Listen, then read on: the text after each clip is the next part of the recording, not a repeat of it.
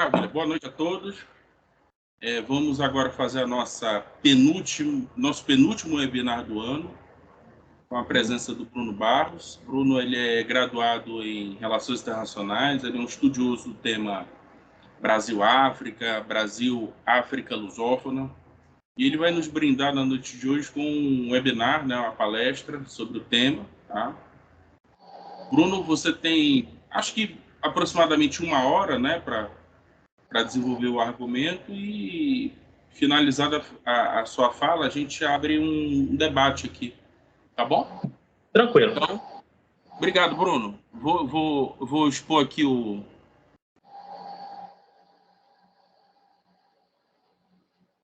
slide, tá bom? Ok. Fique à vontade, Bruno.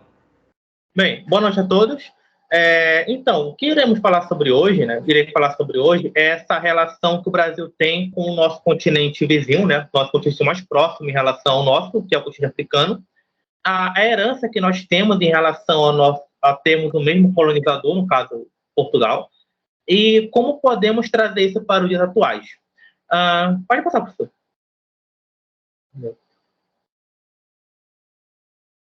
Eu começo falando em relação ao Império Português. O primeiro passo é entender como foi esse império.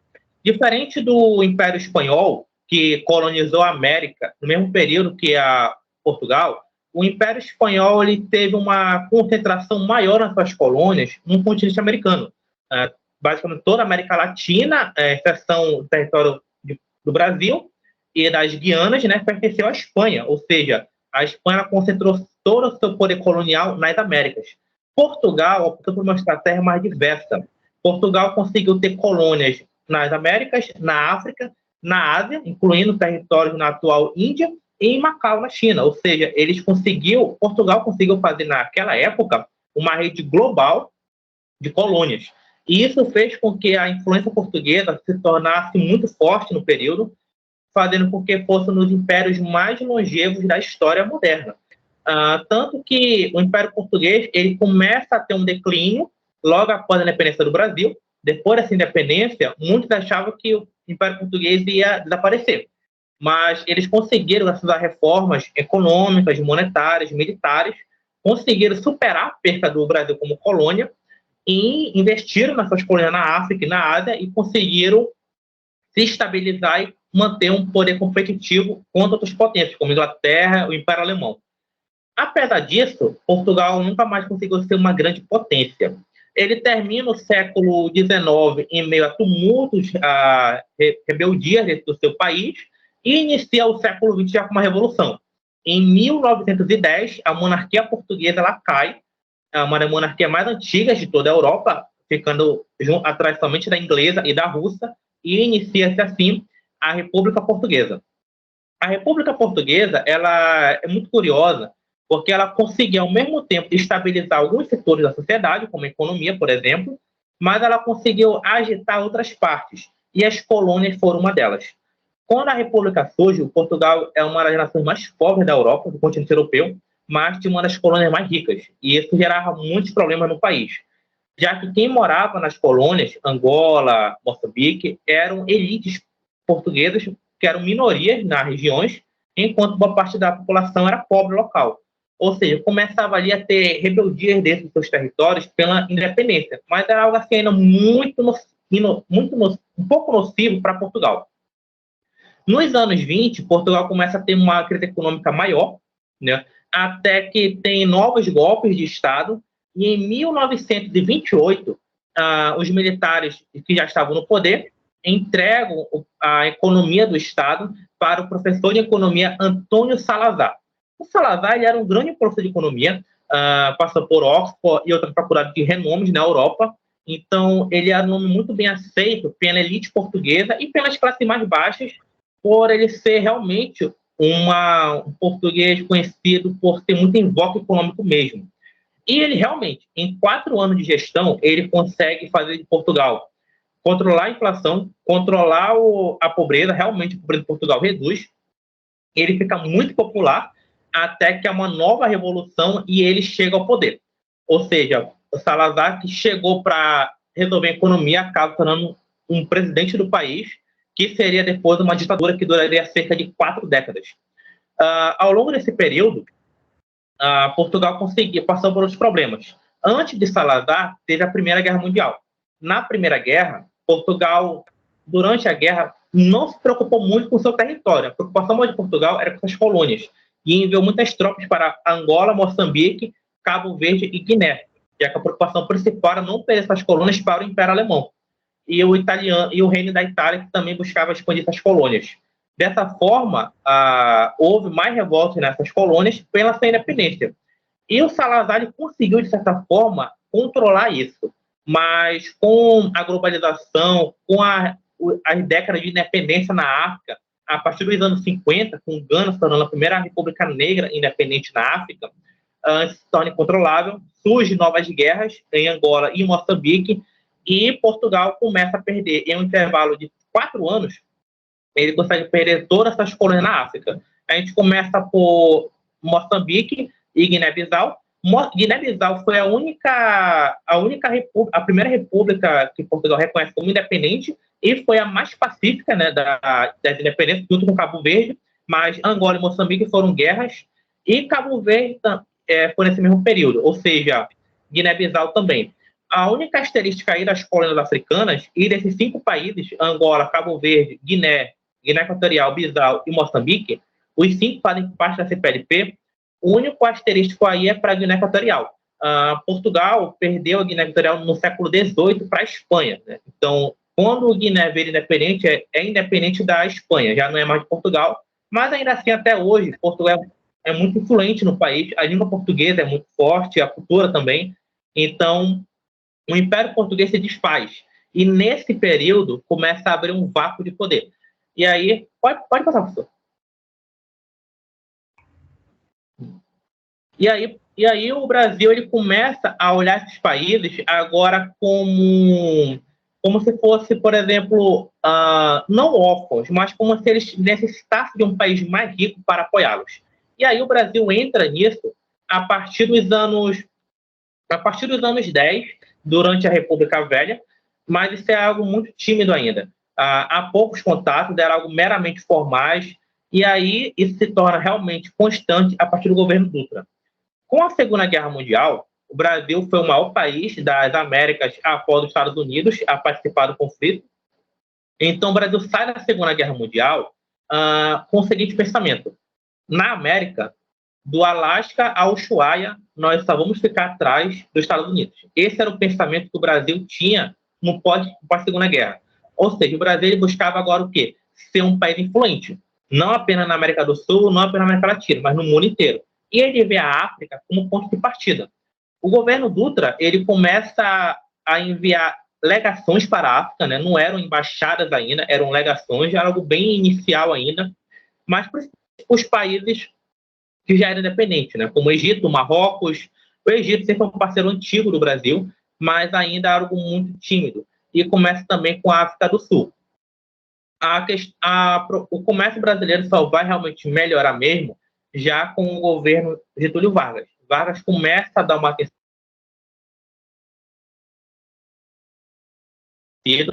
Com o JK, que vem depois de Getúlio Vargas, há uma esperança maior, porque o JK era um desenvolvimentista, né? Ele realmente iniciou a construção de Brasília, ele realmente avançou muito o Brasil. Aquela questão de 50 anos em 5.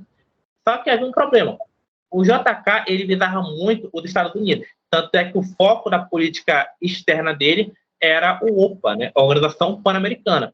Então, no plano de JK, que se achava que haveria uma introdução maior no continente africano, o Brasil deixou de lado a África. Mas, depois do JK, vem o Jango, e aí essa questão do Jango já melhora. Isso porque o Jango, com ele, o Itamaraty abre pela primeira vez uma divisão específica do continente africano. O Jango ele inicia no seu governo a questão do divisão da África, que era o departamento do Itamaraty voltado especificamente para o continente africano. E não é Jango, é o Jânio Quadros. Tem uma confusão aqui por causa da imagem. Mas a questão é o seguinte: o Jânio Quadros, na sua PEI, Política Independente, ele visava um universalismo. Ou seja, ele se voltava mais para a África e para a Ásia. não apenas para as Américas. Então, com ele, se dá um enfoque maior com a África, e inclusive com ele, que está nessa imagem abaixo, que está Raimundo Souza Dantas, o primeiro embaixador negro do Brasil, que ele é enviado para Gana. E dessa forma o Brasil inicia realmente uma aproximação com o continente africano, não somente com os países lusófonos, embora, claro, nessa época nenhum era independente ainda, mas havia já parcerias entre o Brasil e esses países. Nos anos 60, ainda nos anos 60, tem um golpe militar, e se esperava, inicialmente, pela aproximação do Brasil com os Estados Unidos na época dos militares, se esperava um afastamento da África, mas ocorre algo inverso. Com Costa e Silva, é algo ainda muito, muito enfraquecido, mas as coisas vão avançando muito com o Médici. O Médici ele visava um universalismo, ele e o Geisel posteriormente. Então, eles usavam o quê? O Brasil tinha que ser um país mais participativo a nível mundial, não necessariamente seguindo o que os Estados Unidos diziam. Ou seja, tínhamos que ter nossas próprias políticas. Então, o Brasil é um dos primeiros países, inclusive, a apoiar a independência de Angola e Moçambique, inclusive na parte militar, não militarmente, mas ele apoiava a Revolução, já que a Revolução de Angola e Moçambique, quem apoiava também era a União Soviética, então, assim, havia um distanciamento nesse período dos Estados Unidos. Então, o Brasil buscou apoiar esses países para realmente ter mais influência na África. Angola e Moçambique eram visíveis como próximos parceiros brasileiros. E foi o que realmente aconteceu. Logo após a independência desses dois países, veio a crise do petróleo e a Angola e Moçambique se tornaram grandes parceiros do Brasil para a importação de petróleo, algo que foi muito útil para a nossa economia naquele período de crise, graças à guerra do Yom Kippur. Então, o Brasil, dos anos 50, no governo Dutra, até o final do regime militar, ele tem um salto em relação à participação na África muito grande. Não só a nível econômico, mas também a nível social. Há um fluxo brasileiro muito grande, principalmente no turismo. Luanda, em Angola, começa a receber muitos brasileiros. Há um comércio muito grande nesse período, e é algo que vai se prolongar no passar das décadas. Pode passar, professor. Em meio a esse período, no qual a gente tem dos anos 50 até os anos 90, o continente africano vai passando por mudanças. A onda da independência, né? Diversos países vão se tornando independentes, do norte da África até a África Negra, então vai se passando grandes mudanças, e a África ela não vai, o continente africano, ele simplesmente continua em mudanças. E é nesse período que ocorre a criação de 3 grupos que são extremamente importantes para entender como funciona a África. O primeiro, o movimento dos não alinhados. Em meio à Guerra Fria, no qual havia uma divisão entre o bloco americano e o bloco soviético, o continente africano e os países da Ásia, especialmente a República Popular da China, criaram um grupo dos movimentos dos não alinhados, que eram países que buscariam suas próprias políticas, independente de Estados Unidos e União Soviética. Ou seja, não haveria um alinhamento automático. E isso é muito importante para entender como funciona até hoje as políticas externas da maioria dos países africanos. Há também, nos anos 60, a criação do Grupo dos 77, que são um grupo de países que buscam criar políticas incomuns para o desenvolvimento. São países, em sua maioria, emergentes, mas na criação eram os países mais pobres do mundo, tinha essa questão. Hoje nós já usamos o termo emergente porque realmente houve avanço nesses países. E nos anos 60 também é criado a OUA, que é a Organização de Unidade Africana, também conhecida atualmente como a União Africana, que é o mais próximo que nós temos de uma União Europeia. A União Africana, nos anos 60, 70 e 80, ela teve muitos avanços. Hoje, ela saiu de um grupo de países que tinham algumas políticas em comuns para realmente um alinhamento em muitas áreas, desde as áreas ambientais até as áreas militares. Inclusive, esse grupo, em algumas partes, em alguns países, já há o estudo para criar grupos de ações militares, justamente para evitar golpes de Estado e revoluções que podem desestabilizar a região local. E também nesse período a gente tem a questão maior desenvolvimento dos países. Nesse período vai se encerrando a época da independência, né? Ou seja, quase toda a África fica independente nesses períodos. Só que tem um porém que é o Brasil nesse período é o período dos anos 50 a 90, então ele se aproveitou bastante disso. Houve uma aproximação, mas também a aproximação de outros atores, incluindo os Estados Unidos e a própria China. Nesse período, a China ela começa a se aproximar do Brasil, do africano, tal como o Brasil. A diferença é que a China ela buscava algo mais comercial, e não à toa ela colheu frutos maiores que o Brasil. Hoje, basicamente, toda a África, os países, o maior parceiro é a própria China. O Brasil ele buscava algo um pouco mais complexo, ele buscava usar a questão cultural, a questão social, para se aproximar, não algo meramente comercial. Teve seus prós, mas também teve sua parte negativa, né? Ficar para trás foi um desses problemas. Pode passar, professor. Mas, ainda assim, o Brasil ele tem grande relevância na África, principalmente na parte lusófona. A criação da CPLP nos anos 90 é algo muito evidente nisso. Nos anos 80 foi criada as OPACas, que é uma zona de pacificação do Atlântico Sul. Nesse mapa direito, nós vemos os países que fazem parte das OPACas. As OPACas, ela tem uma tentativa de evitar uma OTAN no Sul. Né? Quando tem aquele debate, principalmente no governo Jair Bolsonaro, a questão do Brasil entrar na OTAN. Né? Aquele debate que o Brasil virou um parceiro estratégico da OTAN. No Atlântico Sul, nos anos 80, criaram as OPACas, que é uma forma de evitar uma militarização do Atlântico Sul. Não à toa, o Atlântico Sul é um dos oceanos, né, mais pacíficos do mundo. Entendeu? Comparado, por exemplo, ao Atlântico Norte, a parte do Pacífico Sul e Pacífico Leste, realmente há um grande nível de pacificação no Atlântico Sul. Isso se deve muito à parceria que essas marinhas desenvolveram. A Marinha Brasileira, junto com a Marinha da Argentina e do Uruguai, desenvolveram um trabalho de pacificação com esses países da África, muito em volta do combate à pirataria e combate ao terrorismo. Não à toa, realmente temos uma zona pacífica. Infelizmente, o Brasil ele tem umas forças armadas que não se igualitariam com realmente o poder que o Brasil precisaria. Por exemplo, o Barão do Rio Branco, ele sempre dizia que uma grande potência tem que ter uma grande marinha, já que a maior parte do planeta é água. Então, teríamos que ter uma grande marinha. O Brasil tem uma marinha pequena em relação ao poder que ele poderia projetar. Ainda que seja armas para bens pacíficos, o Brasil ele deveria ter uma grande atuação maior nessa parte do continente.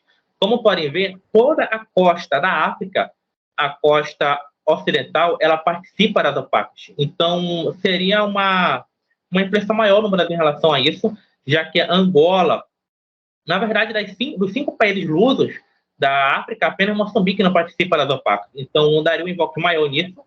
A CPLP, ela foi nos anos 90 já, durante o governo Fernando Henrique Cardoso, e ela serviu para ter maior...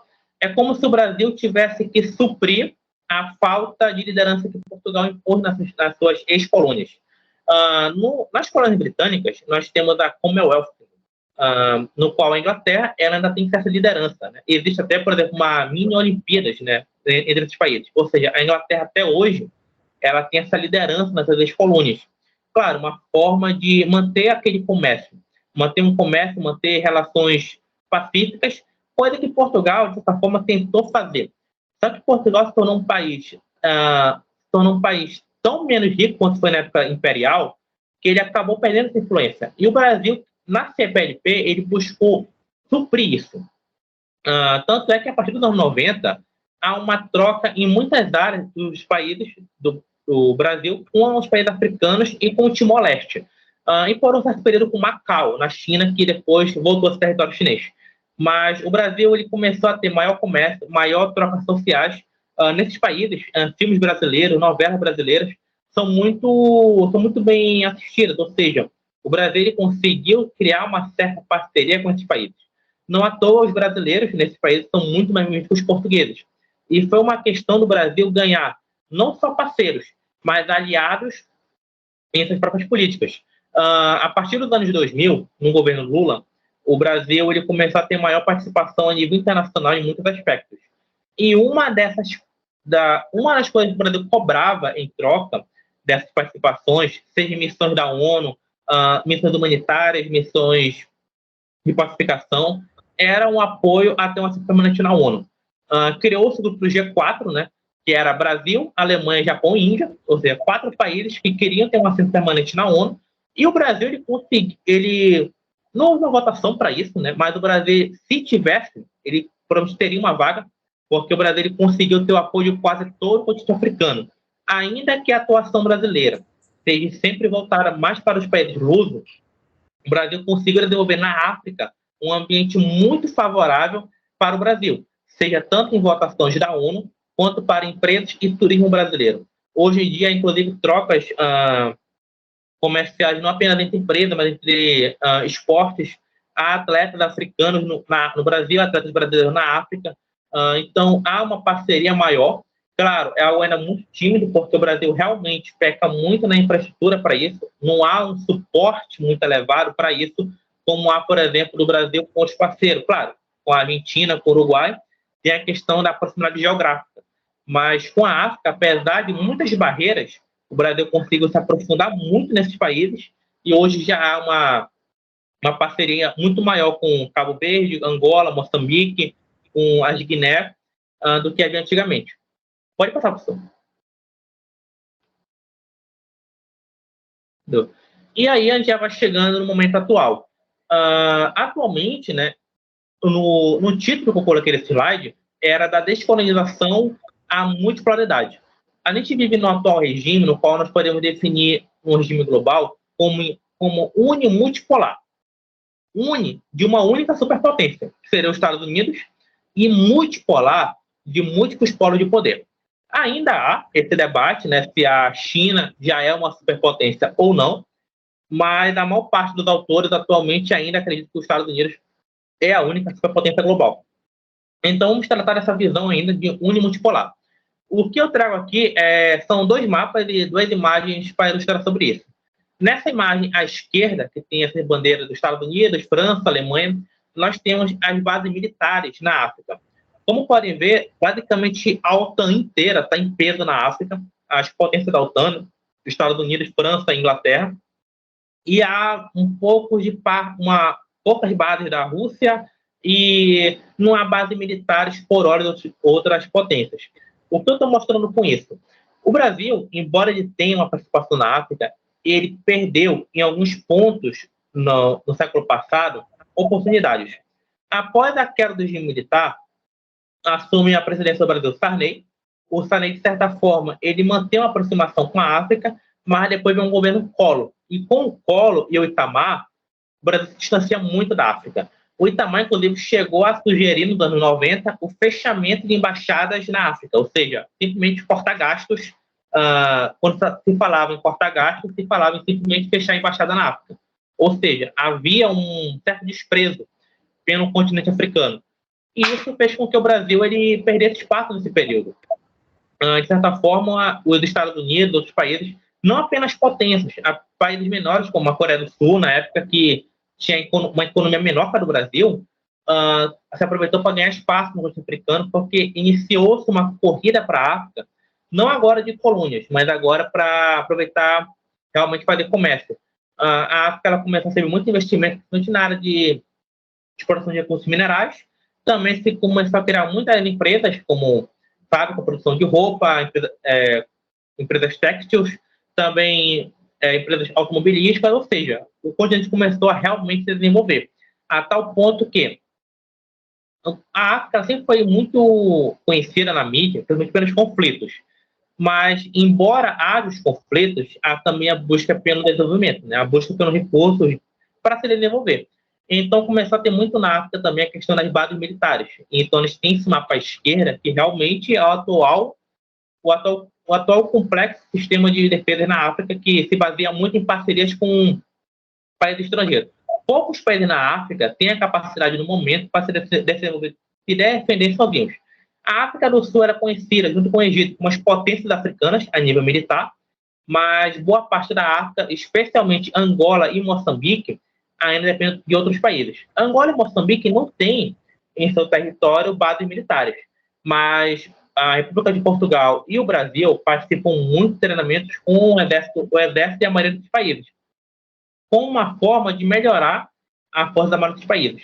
Na direita, aqui embaixo, temos um mapa onde já é uma outra realidade.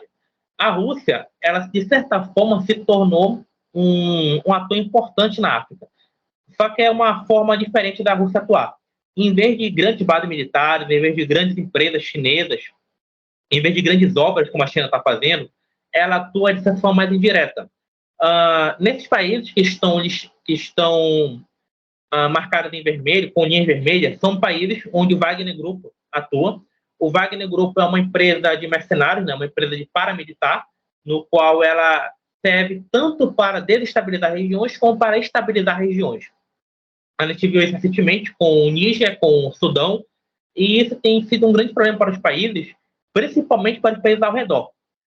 Os países africanos, como eu acabei de mencionar, a maioria não tem capacidade para se desenvolver.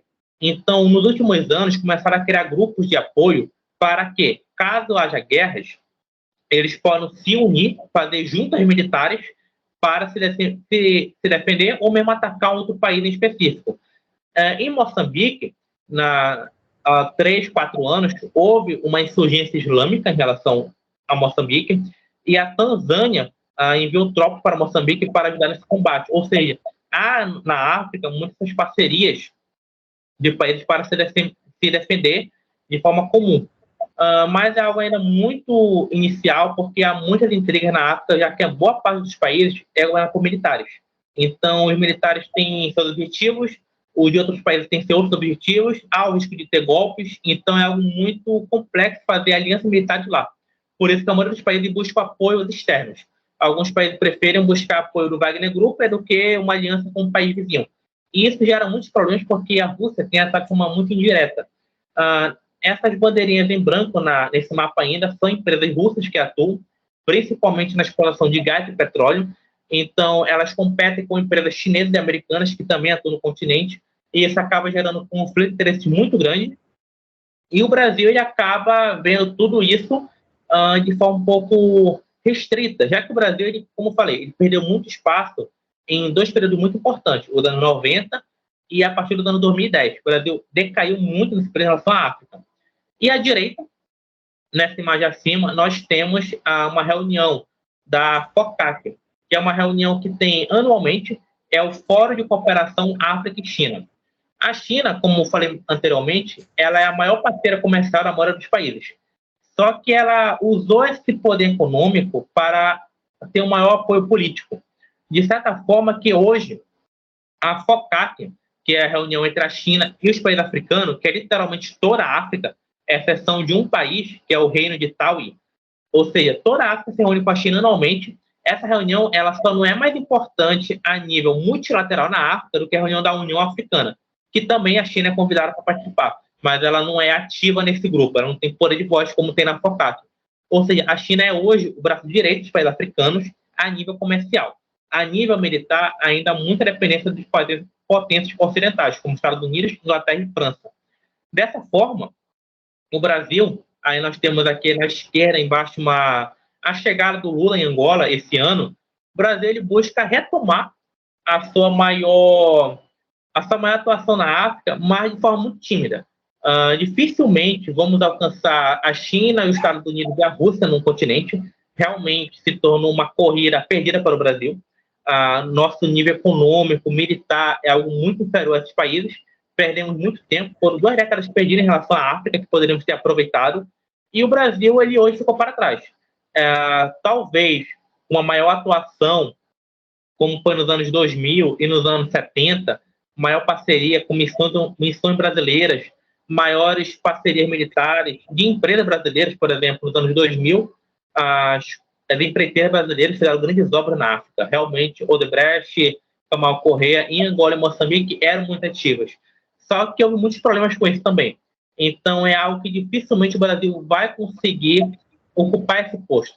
A nossa influência hoje se restringe a CPLP, realmente, nesse ponto, o Brasil tem muita voz, mas se trata de exceção de Angola e Moçambique, são países periféricos da África. Né? Cabo Verde, hoje, é um país que fica no norte da África, mais próximo da Europa do que da própria África, só que é um país muito pequeno. As 2 de Guiné também, e Angola e Moçambique realmente são os maiores, mas eles têm mais parceria com os países do que o próprio Brasil. Então, eu encerro a apresentação com essa questão de que o Brasil ele realmente poderíamos ser muito maiores na África pela nossa história. Foram quase 300 anos de dependência do mesmo colonizador, né? Durante o Império Português, o Brasil, Angola e Moçambique fez parte do mesmo território. Poderíamos ter tido maior participação a nível atual. Infelizmente, por muitos problemas, até mesmo preconceito do Brasil com a África, acabamos perdendo muito espaço nisso. E hoje vemos outras potências ocupar um espaço que era parceiro do Brasil. Então, é isso. Encerra aqui a fala.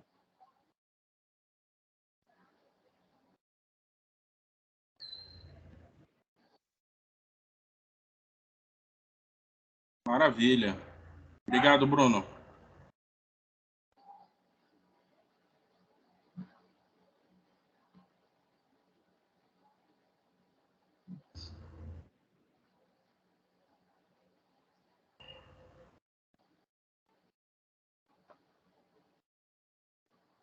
Oi. Tá ouvindo, Bruno? Sim. Obrigado, hein? Tranquilo. Pessoal, a gente pode fazer uma rodada de bate-papo aqui a respeito da fala do Bruno, porque ele levantou muitos pontos importantes, não só, digamos assim, do ponto de vista histórico, mas também do ponto de vista da atualidade, né?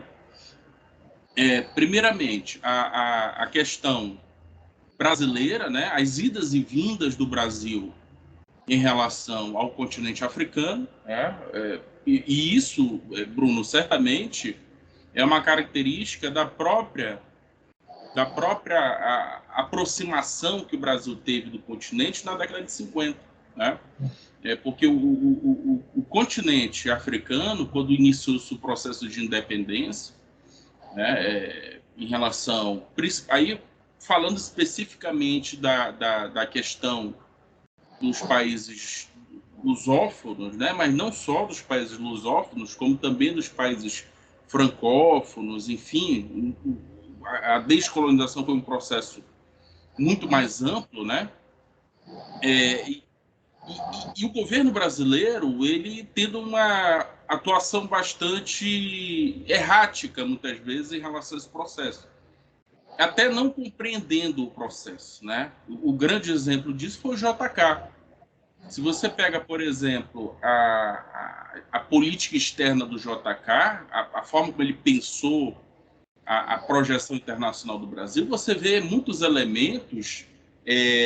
Primeiro, um elemento fortemente regionalista ali, né? De uma extrema valorização do continente, né? Não é à toa que ele foi o grande responsável pela OPAS, né? Operação Pan-Americana, mas também em relação à luta da descolonização, uma postura bastante reticente, né?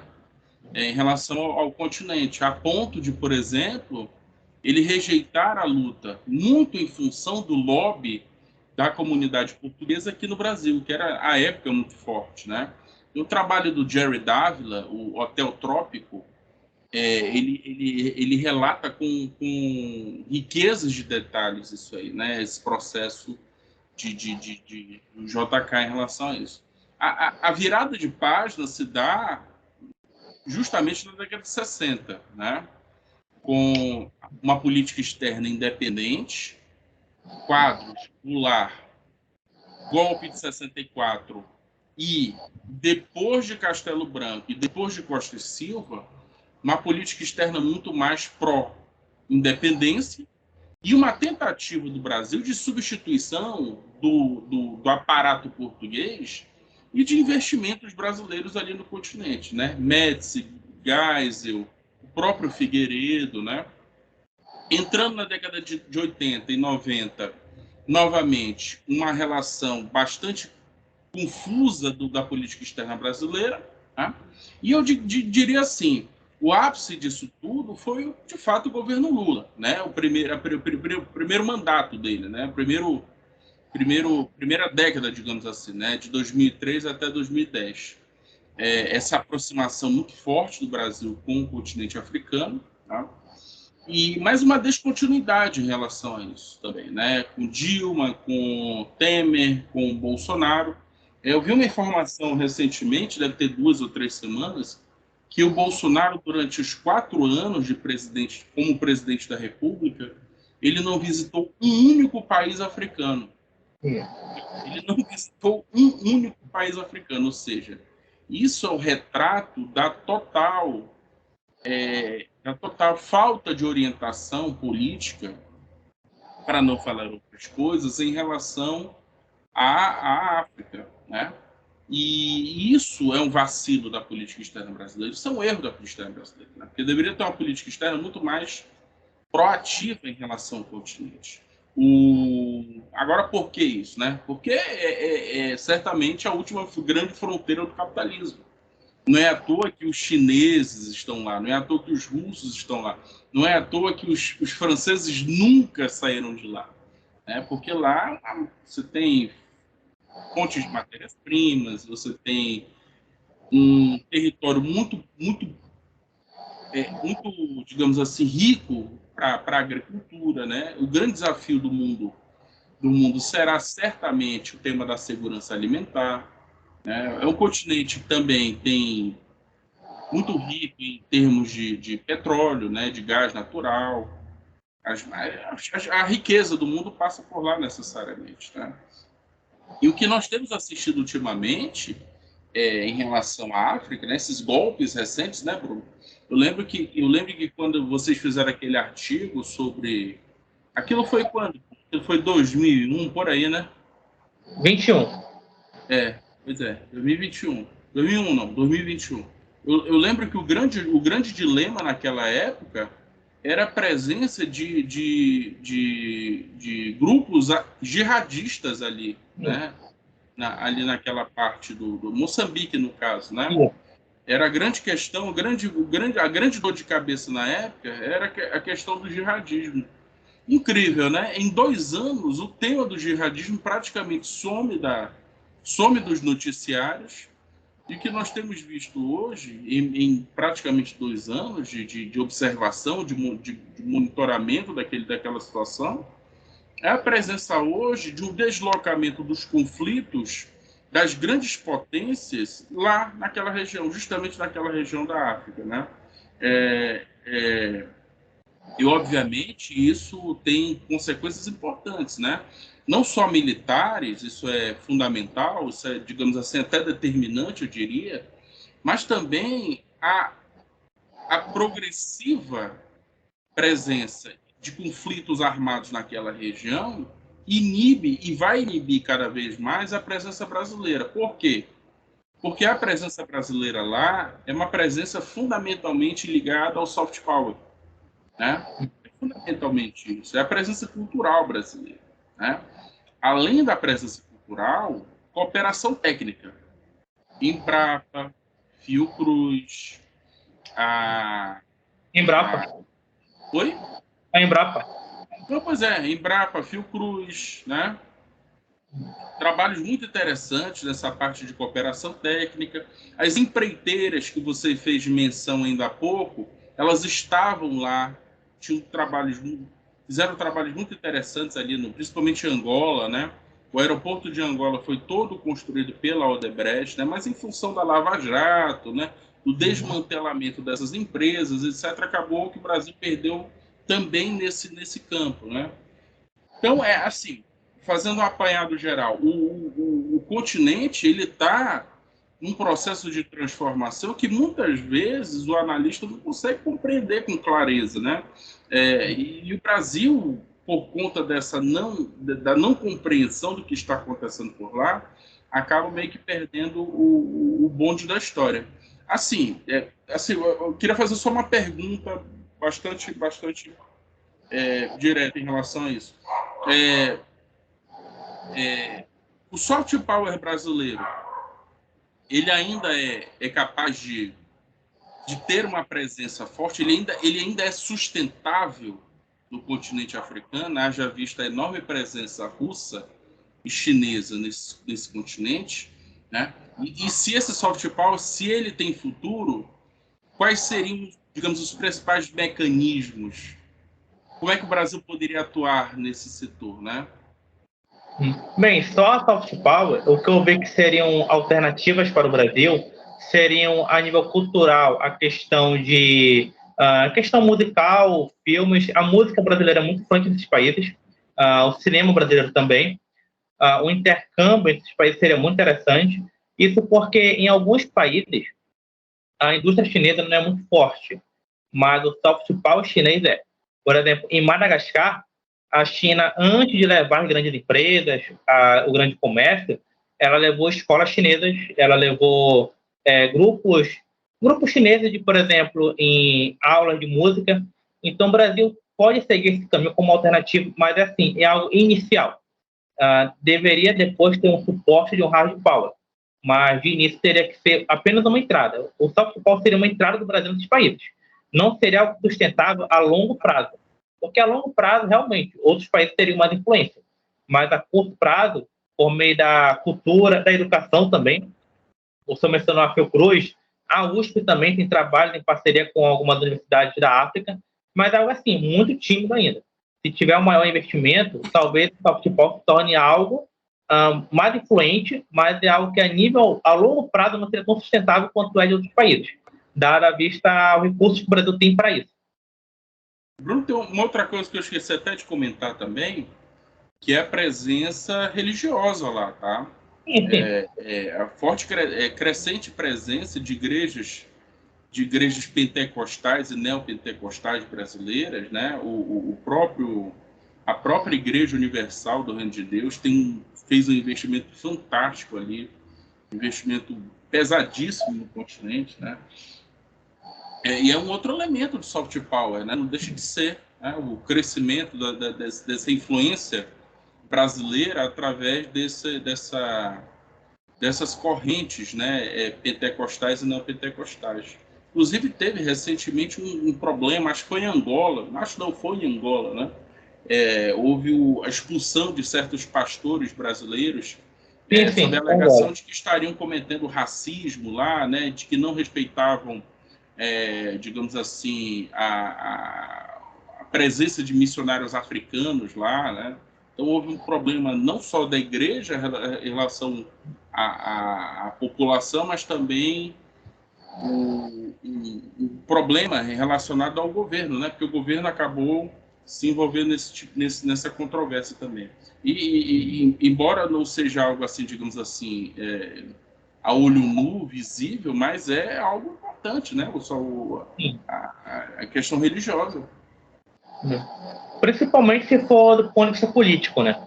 Já que esse é um ponto que pode ser negativo e positivo, né? Já que as igrejas elas têm essa visão política bem clara, né? Não é algo assim mesclado, né? Então, assim, não é como a igreja católica, por exemplo. A igreja pentecostal ela já tem essa visão bem direcionada. Então, nesses países é algo que pode se tornar vantajoso ou um desastre. Exatamente. Pessoal, a plenária está aberta, tá? Se vocês quiserem fazer alguma pergunta aí, quiserem participar.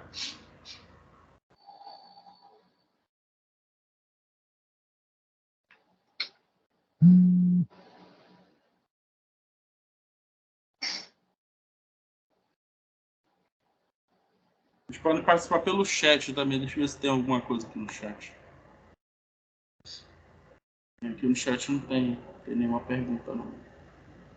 Uma coisa que eu achei bem curiosa estudando sobre isso, sobre o Salazar, é que o Salazar, se eu não me engano, acho que ele é o primeiro ditador que era de humanas, né? O cara era economista. Geralmente são engenheiros, né? Ditadores. É verdade. Não, o Vargas era formado em Direito. Pois é, geralmente ou é engenheiro ou é advogado.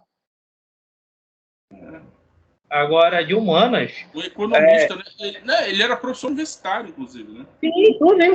Pode dar. Mas, se eu não me engano... A ditadura portuguesa, ela tem essa natureza. Ela não era uma ditadura dos militares. Sim. Né? A ditadura estado-novista portuguesa era uma ditadura de um civil, no caso do Antônio Salazar, né? Com o apoio dos militares. Né? E porque a grande questão digamos assim, da ditadura do Estado Novo em Portugal era a manutenção do status colonial. Né? a questão dos militares afastados da metrópole, né, afastados de Portugal propriamente, e controlando as colônias africanas. Quando essas colônias iniciam suas lutas de independência, e esses militares começam a regressar, aí se tem a grande preocupação desses militares altamente politizados já, né? Inclusive militares ligados à União Soviética, ao Partido Comunista, etc. E quando eles voltam, quando eles regressam à metrópole, iniciam aí a Revolução dos Cravos, né? Que foi a revolução que deu fim à ditadura portuguesa. Já não era mais o Salazar já estava, digamos assim, combalido com uma doença, né? Na época era o primeiro-ministro Marcelo Caetano, e deram um golpe final na ditadura portuguesa em 73, foi a Revolução dos Cravos, né? Eu fiz até uma postagem no Diploma, né? Sobre inclusive, uma vez eu comprei esse livro aqui, deixa eu pegar ele aqui, peraí.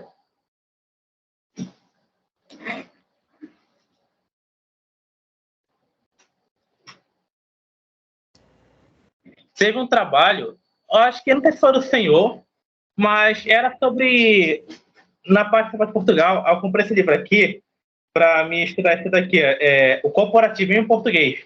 É Estado, Política e Sociedade no Salazismo no Varguismo. Olha. Eu acho interessante esse livro, entendeu?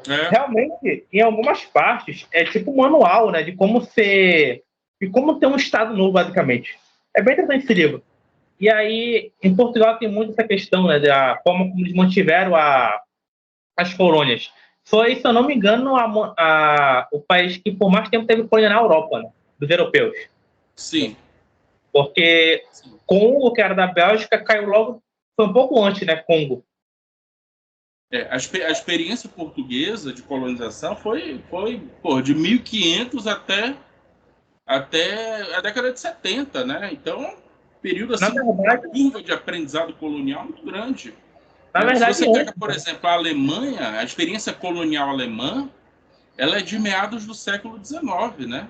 Uhum. Ela vai começar na Namíbia, em Camarões, é uma coisa muito incipiente. A experiência colonial belga também, bastante incipiente. A experiência colonial italiana, idem, né? Portugal não. Portugal é uma potência, é um país. Potência não, né? Mas é um país que tem laços coloniais desde a descoberta, aliás, antes mesmo da descoberta do Brasil, né? Antes mesmo da conquista do território brasileiro.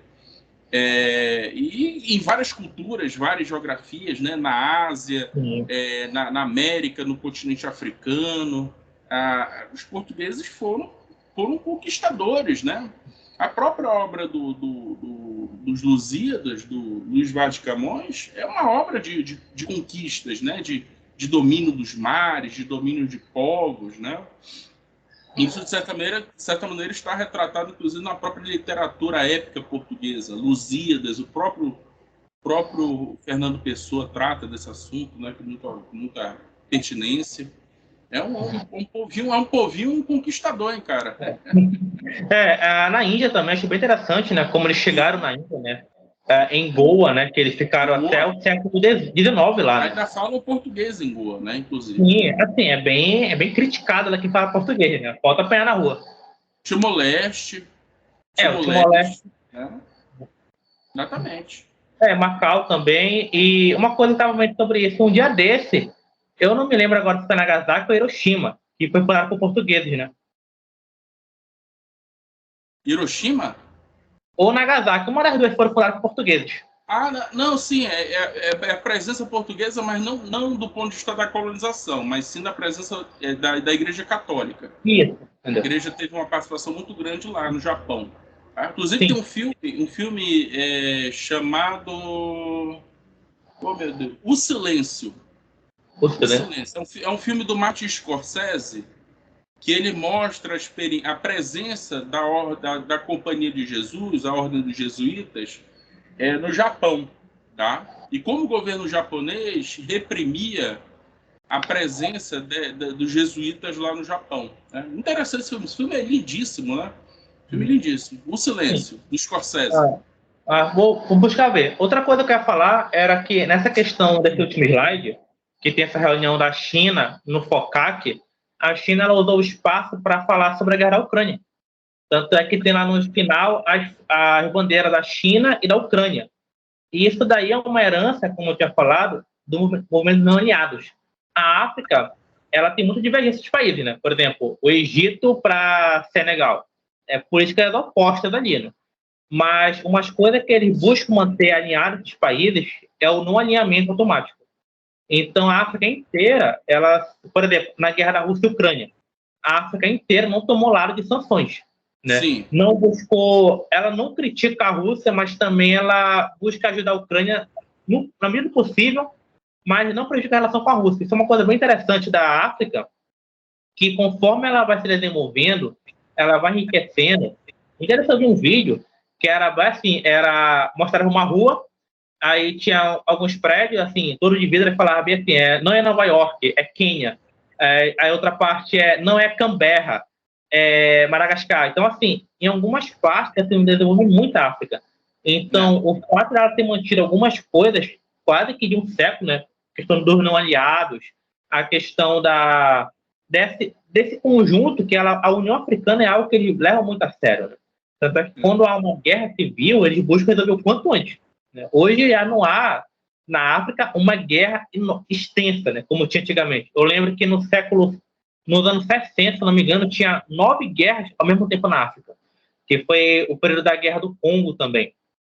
Hoje já não há isso mais. Hoje há guerras locais, né?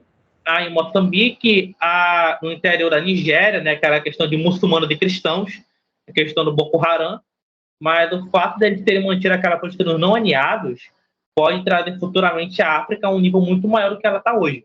Né? Por exemplo, a China debater sobre a Ucrânia com elas é algo que ninguém imaginaria isso anteriormente. Né? Imagina você debater uma guerra na Europa, quem está debatendo é o país africano e a China. Né? Isso é uma coisa que há 30 anos atrás é coisa de maluco. Sim. Inclusive, uma comissão da África visitou tanto o Zelensky quanto o Putin. Sim. Né, e tentaram apresentar uma resolução de paz. Isso era inimaginável há, sei lá, 10 anos, há 5 anos. Né? E os soviéticos, eles tiveram um papel muito grande na luta de descolonização desses países africanos. Né? Não é à toa que eu acho que é Angola, que tem um AK-47 na bandeira. São vários países. Moçambique também tem. Entendeu? É Moçambique? Não, é Moçambique. Moçambique tem. Enfim, mas isso demonstra o quê? Demonstra que os soviéticos estavam transferindo tecnologia militar e de defesa para esses países lutarem, né, pela descolonização. E um fato interessante, quando esses países, uma vez conquistada a independência, eles automaticamente tornavam-se países socialistas e alinhados à União Soviética, né? Adotavam, de certa maneira, o modelo soviético de socialismo, né? O Comitê Central do Partido Comunista, um tipo de regime parlamentar de partido único, né? Enfim, alinhamentos com a União Soviética. Daí a lenda, não sei se hoje em dia o pessoal ainda fala isso, mas na minha época era muito comum, né? O ouro de Moscou, né? O ouro de Moscou é basicamente isso. O ouro de Moscou significava ajuda financeira, ajuda tecnológica, ajuda militar, transferência de inteligência, transferência tecnológica e dinheiro, né? Financiamento para que esses países se tornassem independentes. Então, a história desses países é uma história bastante otimista em relação aos russos. Né? Eles veem os russos como parceiros, como amigos. Diferente, por exemplo, da Europa Ocidental. Né? Porque qual é a visão que se tem em relação a Portugal, em relação à França, em relação à Alemanha no continente africano? É o legado da escravidão, é o legado do colonialismo, é o legado do imperialismo. Né? Então, essas visões que são contadas do ponto de vista do mito nacional, né, do ato fundador da nação, é naturalmente atribuir à ex-União Soviética e hoje Rússia essas parcerias estratégicas. Nós assistimos isso, inclusive até hoje, em relação à Síria. Tá? O pai do atual presidente, ditador, enfim, o Bashar al-Assad, era um aliado soviético, né, na época lá da Guerra Fria, etc. Então, quando o pai sai e entra o filho, você tem a substituição do legado soviético pelo legado russo. Né? E a parceria se mantém até hoje. Então, é muito comum ainda a presença desses atores, digamos assim, que fizeram uma luta de descolonização, fizeram uma luta pela independência nacional, terem uma parceria estratégica com os russos. Tá? Os chineses é algo bastante recente, tá? Porque os chineses, eles, digamos assim, sempre adotaram uma política mais isolacionista. Né? Essa questão de presença chinesa no mundo, digamos assim, de 100 anos para cá, é algo bastante recente. Né? Os chineses nunca se preocuparam muito com o mundo, não. É algo bastante, digamos, dá até para datar isso, é dos anos de 30 anos para cá, da década de 90 para cá. Sim, anos 90. Inclusive, Pode falar. A China, estava falando sobre isso, ela tinha realmente, ela era bem distante da África, né? Assim, nunca se preocupou muito. O mais próximo que ela tinha era um bom comércio com a África do Sul, mas porque é um grande porto na África do Sul. Na época lá do Suez já era lotado, né? Como é até hoje. E aí a China estava se abrindo, né? Depois da saída do Mao Tse, né? Teve aquela abertura econômica, né? Ela vai se desenvolvendo. Só que depois tem o massacre da Praça Celestial. Né? Isso. E aí o mundo inteiro, né? O mundo ocidental cai em cima da China, né? Pô, tava se abrindo, achando que ia ser um país liberal. Aí faz isso. Aquele vídeo, né? Que foram divulgados pela BBC. Aí a China, ela sofreu muito sanções na época, né? E aí ela busca suprir o comércio que ela perde muito comércio na época, né? Para a Europa Ocidental e para os Estados Unidos. E aí ela busca substituir isso trocando os seus parceiros pelos países africanos, né? Que na África não havia muita preocupação com direitos humanos, né? Com o regime militar. Então, aí ela fica até hoje. Realmente se tornou meio que um alinhamento, né? Ou seja, é um comércio no qual não leva muitas causas humanitárias ao extremo, né? Então, ela realmente é uma coisa anos 90 mesmo para a China. Estava até vendo que a China, nos anos 2000, estava abrindo embaixada na África ainda, nos anos 2000. Então, realmente é bem recente. É muito recente, muito recente. Engraçado que teve uma fala tua que eu até anotei, né? Assim, lá pela China você diz o seguinte, ó, a China é uma superpotência? Aí eu botei até uma interrogação aqui. E é engraçado isso, né? Porque olha lá, a China hoje, ela constrói uma marinha francesa por ano.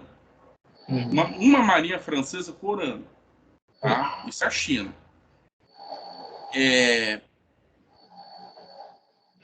A pergunta é a seguinte: a China, em algum momento, vai se considerar uma superpotência? Ela vai se afirmar como uma superpotência? E a resposta é muito clara: não. Não há interesse nisso. Né? E por quê?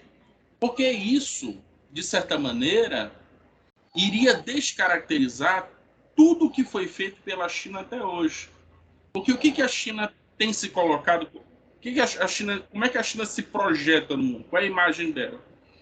A ascensão chinesa, desde Deng Xiaoping para cá, né, ou seja, o período maoísta é como se fosse uma grande linha divisória, Deng Xiaoping para cá, é uma estratégia de ascensão pacífica. Né? E a imagem que as pessoas têm de potências ou de superpotências é a imagem que foi construída de Viena para cá, do Congresso de Viena para cá, que é supremacia, que é opressão, que é imperialismo. Né? Então, essa é a imagética de uma superpotência, de uma potência, de uma grande potência. Enfim, né? O tempo vai colocando cada nomenclatura no seu devido lugar. Mas a China não. A China ela se propõe, ela tenta adotar uma conceituação, uma nomenclatura diferente, porque ela quer ser a líder dos emergentes, ela quer ser a líder do terceiro mundo, ela quer ser a líder daquelas nações que foram, do ponto de vista da história, injustiçadas. Né? Então não valeria a pena, nesse exato momento, dizer o seguinte: olha, nós somos uma superpotência. O que a China ganharia com isso? Né? Qual seria o ganho estratégico em se colocando como uma potência? Né? Então é uma coisa muito interessante. Então essas parcerias que a China estabelece com os países africanos, a China se coloca como uma nação emergente junto com esses países, né? Que também se consideram emergentes, que se consideram o terceiro mundo. Daí essa coisa do sul global. Esse negócio do sul global é a grande sacada do século, né? Porque você tem verdadeiras potências, no caso China e Rússia, aliadas de países extremamente pobres, né? Na Ásia, na África, na América Latina, e todo mundo se colocando dentro de uma zona de influência, que é o tal do sul global. Então é uma coisa interessante, né? A China não se coloca na África como alguém que quer mudar o regime, que quer interferir na política, que quer promover golpes de Estado. Então, todos esses golpes de Estado aí, nenhum foi colocado no colo da China. Todos estão sendo colocados no colo dos russos, né? Com justa razão. Né? Mas a China não, você não vê assim a presença chinesa no sentido de derrubar regimes. Isso é interessante. Sim. E também tem uma coisa outra em relação a isso, né, que é a superpotência, né? A superpotência, ela sempre busca, quando ela leva seus interesses, ela leva seu poder militar. Por exemplo, quais países mais receberam investimento nos Estados Unidos pós-guerra? Os países da Europa, que foi o Plano Marshall, e os países da Ásia, que foi a Coreia do Sul e Japão, que recebeu o Plano Colombo. E nesses dois lugares tem bases americanas. Ou seja, os americanos, aonde levam seu recurso, levam seu poder de fogo. Coisa que a China não faz. A China ela tem uma base naval na África, mas é uma base que é mais um porto comercial do que uma base militar. Né? O que ela faz lá é levar de vez em quando alguns navios de guerra apenas por um treinamento, mas não chega a ser realmente uma base naval de guerra. Isso. Exatamente. Bruno, considerações finais? Bem, assim, a gente está em 2023, né? Daqui a 17 anos, a gente vai estar em 2040, que é o mesmo tempo que a gente estava em 2006, né? Em 2006, o Brasil, todo mundo diria que seria a quarta força do mundo, né? Então, atrás dos Estados Unidos, União Europeia e China. Hoje, a gente está bem longe da realidade. Em 17 anos, o Brasil ficou muito para trás. Saímos da 10ª economia do mundo, né? A gente chegou a ser a 6ª, se não me engano, né? Não somos mais nem o 10º, não somos mais nem o 5º mais populoso. Chegamos a ser o 5º. Se eu não me engano, a Nigéria e o Paquistão passou a gente. Então, estamos caindo em população e economia, mas a política internacional é muito dinâmica. Né? Hoje pode ter um golpe de Estado, mudar tudo. Não no Brasil, né? Assim, na África, na América do Sul. Os Estados Unidos está num período assim, muito turbulento. Né? Essa eleição americana do ano que vem vai ser bem agitada. Essa guerra da Rússia-Ucrânia, estou começando a achar que é a Úrsula, né? Da União Europeia. Ursula von der Leyen. Que ela falou que a guerra vai durar 10 anos. Estou começando a achar que ela está certa. Então, acho que daqui a 17 anos, né, fazendo um paralelo isso, em comparação ao salto que deu em 2006 para cá, acho que talvez o Brasil possa estar um nível mais acima do que ele está hoje. Atualmente, o Brasil realmente é um país periférico. A gente decaiu muito em soft power, em hard power, nem se fala mais. Né? Nossas forças armadas decaíram bastante. Há ainda aquele respeito. Somos ainda a terceira maior força das Américas, né? Só atrás de Canadá e Estados Unidos. Mas acredito que realmente, com muito trabalho, o Brasil pode subir nesse ranking, né? De países mais influentes, mais fortes. Mas, no momento, a situação é bem pior do que 7 anos atrás. Bem pessimista, hein? Não é pessimista. Eu estou sendo otimista que vai melhorar. Mas a gente caiu, entendeu? Sabe qual é a diferença entre um pessimista e um realista? É que o realista é um pessimista bem informado. Ok. Maravilha. Bruno, muito obrigado. A Carla tá por aí, a Carla é a próxima, hein? Em novembro a gente já vai agendar aí o dia e, enfim, o horário. Quero te agradecer, tá? Pela paciência, pelo tempo. Muito obrigado. Obrigado a toda a audiência aí, Dieguinho, Fábia, a Diana, tá bom? Forte abraço a todos e até a próxima. Tchau, tchau. Tchau.